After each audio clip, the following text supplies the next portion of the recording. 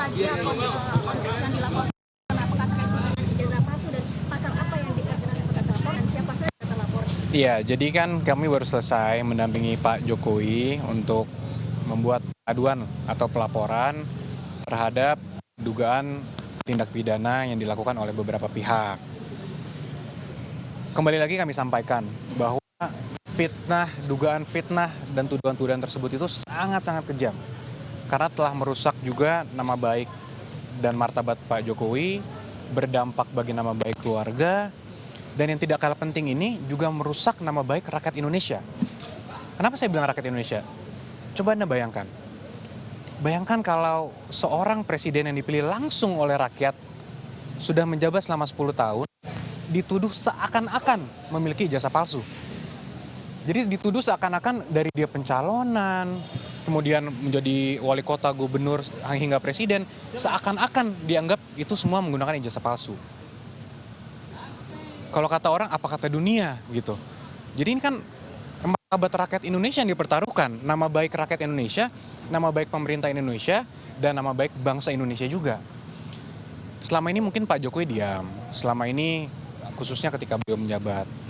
Beberapa bulan terakhir juga kami ikuti terus perkembangannya, beberapa kali juga sudah kami berikan himbauan secara resmi press conference, beberapa statement di tempat umum juga sudah kami berikan, tapi terus dilakukan oleh beberapa pihak.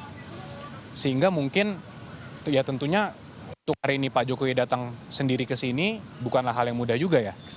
Tentunya sudah melewati pertimbangan yang sangat panjang dan sangat berat, tapi kami melihat dan Pak Jokowi juga melihat bahwa ini harus dilakukan agar semuanya terang benderang, agar kebenaran dapat terlihat, dan agar nama baik Pak Jokowi dan nama baik rakyat Indonesia dapat dipulihkan dan dijaga juga. Sehingga hal ini tidak terjadi lagi nih. Pasalnya apa, Mas? Pasalnya disangkakan. Jadi pasal yang kita duga dilakukan itu ada 310, 311 KUHP, ada juga beberapa pasal di Undang-Undang ITE, antara lain 27A, dan juga pasal 32 dan pasal 35 Undang-Undang ITE. Itu semua sudah disampaikan. Jadi terlapornya itu semua nanti dalam lidik. Tapi tentunya dalam semua rangkaian peristiwa itu kita sudah sampaikan kepada para penyidik, semua barang-barang bukti-bukti yang sudah kita sampaikan, peristiwa-peristiwanya. 24 objek. Ada 24 video ya, sekitar 24 objek yang kita sudah Pak Jokowi sudah laporkan juga, yaitu juga diduga dilakukan oleh beberapa pihak. Ya mungkin inisialnya kalau boleh saya sampaikan ada RS, kemudian ES, ada juga T, inisial T, ada inisial K juga. Nah, tapi kami tentunya sudah menyerahkan ini kepada para penyidik dan penyelidik mungkin masih sekarang tahapannya, sehingga kami hormati dan kami akan menyerahkannya kepada pihak polisian yang untuk menjelaskan lebih lanjut mengenai pokok perkaranya. Tadi ada ijazah sempat pas taat laporan. Iya, jadi tadi Pak Jokowi sudah memperlihatkan secara clear ijazah SD, SMP, SMA, hingga ijazah kuliahnya UGM. Semua sudah diperlihatkan kepada para penyelidik. Dan Pak Jokowi juga tegas memberitahukan kepada kami bahwa jika nanti diperlukan lagi, siap untuk mempertanggungjawabkan dan siap untuk memberikan keterangan lebih lanjut lagi jika memang diperlukan untuk keperluan penyidikan. Bang, itu tadi katanya Pak Jokowi 35 pertanyaan pada saat pemeriksaan. Apa sih Bang tadi di dalam dari pertanyaan apa saja? Banyak ya tentunya dari pertanyaan pendahuluan, kemudian sejarah-sejarah Pak Jokowi juga ditanyakan, bagaimana dulu pada saat kuliah, kegiatan-kegiatannya apa saja, hingga tentunya yang paling terkhusus, paling banyak mungkin mengenai peristiwa-peristiwa dugaan tindak pidana yang dilakukan. Nah itu mungkin nanti kembali lagi karena itu sudah masuk ke pokok perkara, kami menghormati proses penyidikan sehingga kami menyerahkan kepada pihak penyidik nanti yang menjelaskan pada saat waktunya yang tepat lah. Mas, itu menurut mereka kan katanya pembuktian menurut terlapor pembuktian ijazah palsunya Pak Jokowi itu berdasarkan prosedur metode ilmiah tanggapan dari kuasa hukumnya. Itu lagi semua kan agar penyidik nanti yang menilai. Pak Jokowi sebagai pelapor tentunya hanya mengadukan suatu peristiwa yang dianggap Pak Jokowi telah mencemarkan nama baik beliau. Nanti agar aparat penegak hukum yang menilai kalaupun ini nanti sampai ke persidangan, biar majelis hakim yang menilai, agar semuanya clear. Karena kalau hal ini tidak akan selesai tentunya kalau kita hanya bilang versi saya begini, versi mereka begini, yang mereka analisa juga begini. Nah itu kan juga jadi debat kusir. Kalau kita sudah serahkan ini kepada hukum, kepada jalur yang sudah benar, kami harap juga dan Pak Jokowi juga harap ini semua menjadi terang benderang, semuanya clear. Kalau dari sidang perdata itu kan ada permintaan juga supaya Pak Jokowi ini hadir. Nah itu akan segera kembali ke Solo untuk ikut perdata itu atau tetap di Jakarta dulu? Mungkin nanti itu bisa dijelaskan lebih lanjut oleh tim yang menangani di Solo mungkin, Mbak. Tapi kalau ada di sini bakal ada pemeriksaan lagi nggak sih terhadap Pak Jokowi?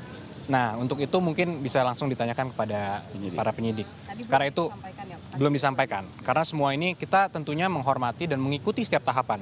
Apapun nanti ketika dibutuhkan kapan, harus mungkin Pak Jokowi memberikan keterangan tambahan, ya beliau menyatakan siap. Karena itu merupakan konsekuensi hukum dan konsekuensi logis juga kan dari tindakan ini. Jadi kembali lagi saya sampaikan bahwa Pak Jokowi hadir hari ini bukanlah tindakan yang mudah. Melewati pertimbangan yang cukup matang, namun ini diperlukan untuk memperbaiki nama baik rakyat Indonesia. Coba saya tanya, Mas mau nggak kalau dibilang dilihat oleh rakyat masyarakat dunia bahwa punya presiden 10 tahun ijazahnya palsu? Kan tentu tidak. Saya aja nggak rela, apalagi Mas gitu kan. Ya inilah yang harus kita rubah paradigmanya. Sehingga daripada kita memiliki versi kita, mereka mempunyai versi mereka, biar nanti pengadilan lah dan aparat penegak hukum lah yang menentukan. Gitu. Ada tambahan mungkin? Oke, baik. Tadi kan ada penyampaian soal pasal-pasal ya 310 dan lain sebagainya. Boleh dijelaskan itu tentang apa aja supaya publik yang awam juga paham apa aja isi laporan? Silakan. Oke, mungkin ditambahkan pasal 311 itu adalah tindak pidana fitnah dan atau pencemaran nama baik. Sedangkan di pasal 35, 32 dan 27A itu sama juga pencemaran nama baik, tapi yang dilakukan dengan rekayasa teknologi. Baik mengurang, menambah, melakukan rekayasa terhadap teknologi, dan itu kita jadikan jungto. Demikian. Ya, utamanya begitu, tapi bagaimana ini dilakukan di Undang-Undang ITE ada pengaturannya di pasal 32 dan 35, di mana kalau dia dilakukan itu dengan cara merekayasa teknologi, maka ada pemberatan. Berarti ini laporan diterima di Direktorat Siber ya? Di Krimum, ditangani Krimum. Pencemaran nama baik bukan melalui media elektronik berarti ya? Melalui media elektronik, termasuk diantaranya. Tapi nanti ini semua biar didalami, kami juga tetap menghormati asas praduga tidak bersalah. Biarlah nanti ini didalami secara digital, apakah memang pelakunya yang tadi nama-namanya disebut dalam inisial, atau juga ada pelaku-pelaku lainnya. Karena dalam tindak pidana ITE ini ada yang menyiarkan, menyebarkan, itu juga harus bertanggung jawab. Jadi biarkan dulu ini dikembangkan oleh penyidik agar penyidikan ini berjalan dengan objektif, dan dengan ini juga kami mohon dukungan rekan-rekan media. Kita hargai Pak Jokowi hari ini sebagai warga negara ingin menggunakan hak hukumnya sebagaimana warga negara lainnya untuk mengembalikan kehormatan dan martabat beliau, dan biarlah penyidik bekerja secara objektif dan transparan. Kita ikuti.